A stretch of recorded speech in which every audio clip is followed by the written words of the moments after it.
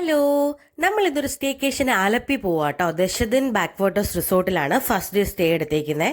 ട്രിവാൻഡ്രത്ത് നിന്ന് രാവിലെ 5 മണിക്ക് ഞങ്ങൾ യാത്ര തുടങ്ങി. കാര്യം ട്രാഫിക് ഒന്നും ഇല്ലാതെ സുഖമായിട്ട് കുറച്ച് ദൂരമൊക്കെ നമുക്ക് കവർ ചെയ്യാം. എത്തിയപ്പോഴത്തേക്കും ധ്രുവ് എണീറ്റു. അങ്ങനെ നമ്മളൊരു ബ്രേക്ക് ഇട്ട് ഒരു ചായയൊക്കെ കുടിച്ചിട്ട് പിന്നെ അങ്ങോട്ട് രാവിലെ ട്രാവൽ തുടങ്ങാൻ കാര്യം തന്നെ ട്രാഫിക് ബ്ലോക്കിനെ പേടിച്ചാണേ. പിന്നെ ധ്രുവ് ഇത്രയും ദൂരെ ഇരുന്നിട്ടില്ല ഫസ്റ്റ് ടൈം, അപ്പൊ അതിന്റെ ഒരു ടെൻഷനും. ആലപ്പുഴയൊക്കെ കയറിയപ്പോൾ വയറ്റിൽ നല്ല വിശപ്പ് തട്ടിയുണ്ട്. കണ്ടൊരു റെസ്റ്റോറന്റ് ചാടിക്കേറി. പക്ഷെ കുറച്ചുകൂടെ ഫ്രണ്ടിലേക്ക് പോയിരുന്നെങ്കിൽ ആര്യാസ് ഉണ്ടായിരുന്നു കേട്ടോ, നല്ല ദോശയൊക്കെ കഴിക്കാൻ. ഇവിടെ കള്ളപ്പവും ഇടിയപ്പവും പാലപ്പവും മുട്ട റോസ്റ്റും അങ്ങനെ കുറച്ച് ഐറ്റംസേ ഉള്ളൂ. ദോശ ഐറ്റംസ് ഒന്നും കണ്ടില്ല.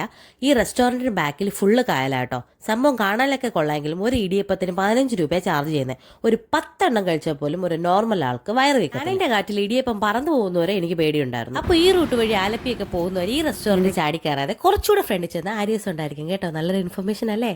എന്താ ന്യൂസുകളിൽ കാണുന്നത് പോലെ ഗൂഗിൾ അമ്മച്ചി നമ്മളെ കൊണ്ടൊരു ഡെഡ് എൻഡിൽ എത്തിച്ചു. ഭാഗ്യത്തിന് കായലിൽ വീണില്ല. എന്തായിരുന്നാലും ഒരു വിധത്തിൽ തപ്പി പിടിച്ച് നമ്മൾ റിസോർട്ട് എത്തി കേട്ടോ. സ്ഥിരം വ്ലോഗ് കാണുന്നവർ വിചാരിക്കും ഇതെന്ത് പറ്റി അവളുടെ തൊണ്ടയ്ക്ക് ആലപ്പി പോയിട്ട് ഞണ്ടിരിക്കുമെന്ന്. അല്ല കേട്ടോ, നല്ല പനി പിടിച്ചിരിക്കുക. സുജി പോയി അവിടുത്തെ ചെക്ക് ഇൻ ഫോർമാലിറ്റീസ് ഒക്കെ കംപ്ലീറ്റ് ചെയ്യുന്നതിന്റെ ഇടയ്ക്ക് ഞാനും ധ്രുവും കൂടെ പ്രോപ്പർട്ടി ഒന്ന് ചെറുതായിട്ടൊന്ന് എക്സ്പ്ലോർ ചെയ്തു. ഞാൻ എൻ്റെ മുമ്പുള്ള വീഡിയോസിലും പറഞ്ഞിട്ടില്ലേ, നമ്മൾ ഒരാൾക്കൊരു ഇൻഫർമേഷൻ കൊടുക്കുമ്പോൾ അത് കറക്റ്റ് ആയിരിക്കണം. കാര്യം ഇന്നത്തെ കാലത്ത് എല്ലാവരും റിവ്യൂ നോക്കിയാണ് ഓരോ കാര്യങ്ങളും ചെയ്യുന്നത്. ഞങ്ങളും റിവ്യൂ നോക്കി ബുക്ക് ചെയ്തൊരു റിസോർട്ടാട്ടോ ഇത്. കുറച്ചുപേരുടെ വീഡിയോയിലെങ്കിലും ഞാൻ നോട്ടീസ് ചെയ്തൊരു കാര്യമാട്ടോ. എന്തായിരുന്നാലും 5 പേര് കാണുന്നതല്ലേ, പൊങ്ങച്ചം കാണിക്കാൻ അങ്ങ് നല്ല കാര്യം തന്നെ പറയാം, നെഗറ്റീവ് അങ്ങ് ഒളിപ്പിക്കാന്നേ. പക്ഷെ എന്റെ വീഡിയോസിൽ അങ്ങനെ കാണില്ല കേട്ടോ.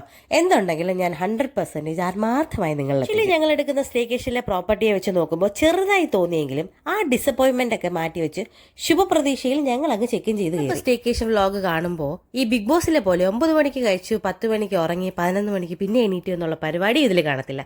നമുക്ക് നല്ല കൊച്ചു വർത്താനം പറഞ്ഞ് സോഷ്യൽ മീഡിയയിൽ നല്ല ആക്റ്റീവ് ആയിരുന്നു ഞാൻ. ഇടയ്ക്ക് അങ്ങ് ഞങ്ങളുടെ ഹാപ്പി മൂമെന്റ്സ് ഒക്കെ അങ്ങ് നല്ലോണം ഹൈഡ് ചെയ്യാൻ തുടങ്ങി. ശരിക്കും പറഞ്ഞ ഫാമിലി ഒത്തുള്ള ഒരു ഫോട്ടോ പോലും ഇടാതായി. വേറൊന്നും കൊണ്ടല്ല, ഞങ്ങളുടെ നാട്ടിലൊക്കെ അതിനെ കണ്ണെന്ന് വീഴുന്നു, കാലി നസർ, അങ്ങനെ പല പല പേരുണ്ട്. ഈ ചെടി കണ്ടോ, ഈ ചെടിയുടെ പ്രത്യേകത കൊണ്ടായിരിക്കാം ഇത്രയും ബട്ടർഫ്ലൈസ് അതിന് ചുറ്റുമുള്ളത്. അപ്പൊ ഞാൻ പറഞ്ഞു വന്ന ദൃഷ്ടി, നമ്മൾ ഈ പുറമേ കാണുന്ന നമ്മുടെ ഫാമിലി മെമ്പേഴ്സോ റിലേറ്റീവ്സോ ഫ്രണ്ട്സോ ഒന്നും ആയിരിക്കത്തില്ല കേട്ടോ അവരുടെ മനസ്സിലിരിപ്പ്. ശരിക്കും സോഷ്യൽ മീഡിയയിൽ നല്ലൊരു മെമ്മറീസ് ഷെയർ ചെയ്താൽ പിറ്റേ ദിവസം ഒന്നെങ്കിൽ വയ്യാതാവും, അല്ലെങ്കിൽ അവിടെ ഈ റീസൺസ് കൊണ്ടാണ് കേട്ടോ ധ്രുവിന്റെ ഇൻസ്റ്റാഗ്രാം അക്കൗണ്ടിൽ വരെ അവന്റെ റീസെന്റ് പിക്ക് ഒന്നും ഇടാത്ത കുഞ്ഞിലുള്ള പിക്ക്. നിങ്ങളിപ്പോ കേൾക്കുന്നതിന്റെ ഈ ഞണ്ടിരിക്ക ശബ്ദം വരെ ഇതാണോ എന്ന് എനിക്ക് സംശയമില്ലാതില്ല.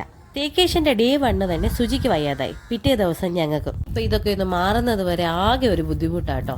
അതിന്റെ ഇടയ്ക്ക് അവിടുത്തെ ഊഞ്ഞാലയെടുത്ത് ഞാൻ ധ്രുവിനെ നൈസായിട്ടൊന്ന് ഉറക്കി. കൂട്ടത്തിൽ ഞങ്ങളും ചെറിയൊരു നാപ്പ് എടുത്ത് ഈവനിങ് ആയപ്പോഴത്തേക്ക് പൂളിൽ പോകാൻ റെഡി ആവുകയാണ് കേട്ടോ.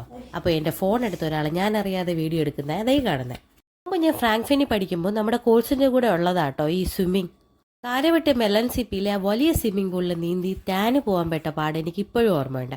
അതുകൊണ്ട് തന്നെ സ്വിമ്മിംഗ് പൂളിൽ ഇറങ്ങുമ്പോൾ സൺസ്ക്രീൻ മസ്റ്റ് ബിഗിലെ. ധ്രുവനെ അവന്റെ ഫസ്റ്റ് സ്വിമ്മിംഗ് പൂളിൽ നമ്മൾ കൊണ്ടുവന്നത് ട്രിവാൻഡ്രത്തുള്ള അവോക്കി റിസോർട്ടിലായിരുന്നു കേട്ടോ. അതും അവന്റെ 3.5 മാസത്തില്. അതിൽ ധ്രുവനെ മേടിച്ച് സ്വിമ്മിംഗ് ട്യൂബിന് എയർ കയറ്റാനാണ് കേട്ടോ പപ്പ പോകുന്നത്. ഞങ്ങളുടെ സ്റ്റേക്കേഷൻ മൺഡേ ആയതുകൊണ്ട് തന്നെ വലിയ തിരക്കില്ലായിരുന്നു കേട്ടോ. അതുകൊണ്ട് തന്നെ നല്ല പീസ്ഫുൾ ആയിട്ട് ഞങ്ങൾക്ക് 3 പേർക്ക് സ്വിമ്മിംഗ് പൂളിൽ ടൈം സ്പെൻഡ് ചെയ്യാൻ പറ്റി. ഈവനിങ് ഒക്കെ ആയപ്പോൾ ഞങ്ങൾ കാറും എടുത്തൊന്നും അവിടെ ഒന്ന് കറങ്ങാൻ ഇറങ്ങി ചേർത്തല വരെ പോയി കേട്ടോ. ഒരു വലിയ കൺഫ്യൂഷൻ വന്നേ, 12 മണിക്ക് ധ്രുവിന്റെ ബർത്ത്ഡേ കേക്ക് കട്ട് ചെയ്യണോ അതോ നെക്സ്റ്റ് ഡേ കട്ട് ചെയ്യണമെന്ന്. ലാസ്റ്റ് നമ്മൾ നെക്സ്റ്റ് ഡേ കട്ട് ചെയ്യാന്നുള്ള ഡിസിഷനിലെത്തി കേട്ടോ. പിന്നെ നൈറ്റ് വന്ന് ധ്രുവും പപ്പയും കുറച്ചു നേരം അങ്ങനെ കളിച്ചു. പിന്നെ നൈറ്റ് ആയപ്പോഴത്തേക്കും പിന്നെയും ധ്രുവിനെ എടുത്തോണ്ടിട്ട് നമ്മൾ ഊഞ്ഞാലിട്ട് ആട്ടി കേട്ടോ. കൂട്ടത്തിൽ ഞാനും. പിന്നെ ഒരു സ്ട്രേഞ്ച് ആയിട്ടുള്ള ഒരു ഫീൽ എനിക്ക് വന്നു കേട്ടോ നൈറ്റില്. നമ്മുടെ റൂമിൽ വേറൊരാളുടെ ഒരു പ്രസൻസ്, ഒരു നെഗറ്റീവ് എനർജി പോലെ എനിക്ക് തോന്നിയതാവാം. പക്ഷെ എന്തായിരുന്നാലും ഉറക്കത്തിൽ ധ്രുവ് യൂഷ്വലി ഇല്ലാതെ കിടന്ന് വിളിക്കുന്നുണ്ടായിരുന്നു. അത് കണ്ടപ്പോൾ മിസ്റ്റേക്ക് പോലെ തോന്നി. എന്തായിരുന്നാലും ഒരു ദിവസം അവിടെ സ്റ്റേ ഉണ്ടായിരുന്നുള്ളൂ. നെക്സ്റ്റ് ഡേ നമ്മൾ അടുത്തൊരു റിസോർട്ടിലാട്ടോ പോകുന്നത്. ഇത് ആക്ച്വലി എന്ന് പറഞ്ഞാൽ ഇങ്ങനെ അടുത്തടുത്തടുത്ത് ഒരുപാട് റിസോർട്ട്സ് ഉണ്ട് കേട്ടോ. കാര്യം നമ്മുടെ വേമ്പനാട്ട് ലേക്കിന്റെ അടുത്താണ് വരുന്നത്. ഓപ്പോസിറ്റ് വരുന്നത് നമ്മുടെ കുമരകം ലേക്ക്, അത് കോട്ടയം ആ ഭാഗത്താണ് വരുന്നത്. ഓവറോൾ സ്റ്റേക്കേഷൻ അത്ര സാറ്റിസ്ഫൈഡ് അല്ലെങ്കിലും ഇവർക്ക് ഒരുപാട് ബ്രാഞ്ചസ് ഉണ്ടെന്ന് പിന്നെ ഞാൻ ഫ്രണ്ട് ഓഫീസിൽ ചെന്നപ്പോഴാട്ടോ കണ്ടത്. അപ്പോൾ ഡേ 2 സ്റ്റേക്കേഷൻ വീഡിയോയിൽ കാണാം. Bye, take care.